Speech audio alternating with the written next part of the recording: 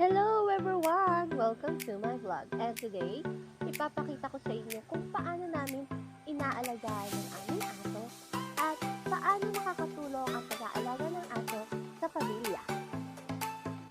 Ngayong araw na ito, paliliguan ko ang aking aso na si River. Nagpatulong pa ako sa aking kapatid na ipasok mo sa CR dahil sa sobrang laki. At sa mga alagang aso natin, kinakailangan na masabunan ng maigi ang kanilang katawan or balat at ang bawat sulok ng kanilang mga daliri para masiguro natin na ito ay ating nalilinis.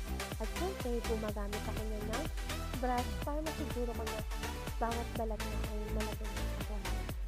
At sa pagbabanlaw, kinakailangan na nabubuhusan natin sila na maigi at ang kanilang mga katawan para walang matirang sabon na nagiging sabon ng pagkabalakubak sa kanilang katawan.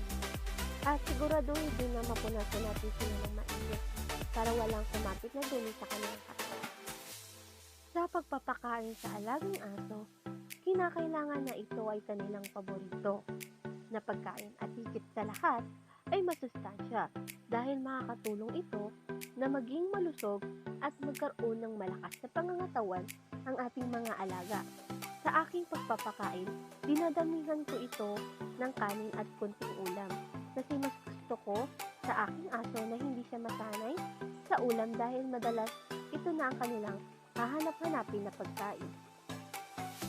Sa pagpapakuton na sa alagang aso natin, kinakailangan na bawat parte ng kanilang katawan ng ating matingnan para masiguro natin na wala o natatanggal natin ang garapata at galis na namumugal sa kanilang katawan dahil po mananatiling magiging sanhi ito ng kanilang pagkakatikip at pagkatamlay.